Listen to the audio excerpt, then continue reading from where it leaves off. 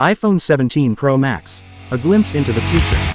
The iPhone 16 Pro Max is currently the best iPhone, so what new tricks will the next generation pull out of its hat? I'm holding the Apple 17 Pro Max, which is set to be released this September.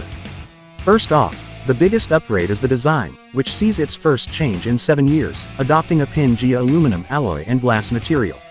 The camera module also features a horizontal, large camera island design.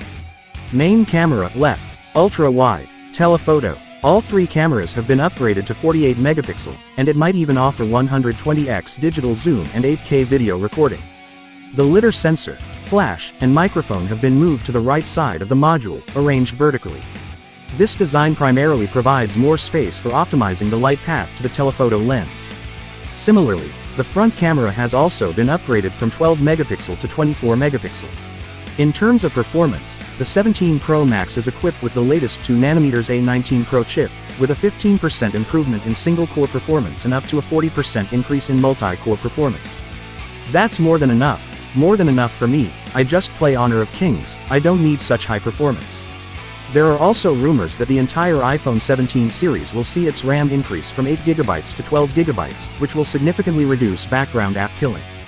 The 17 Pro Max's high-density battery has also been upgraded to 4,800 mAh, easily providing all-day battery life. The screen remains 6.9 inches, with peak brightness increasing to 3,000 nits, and the dynamic island area shrinking by 20%. A true full-screen display is still 2 years away. In summary, the 17 Pro Max boasts technological breakthroughs in many hardware aspects. Stronger cameras, better screen, more RAM. It will continue to lead the development of the smartphone industry in 2025.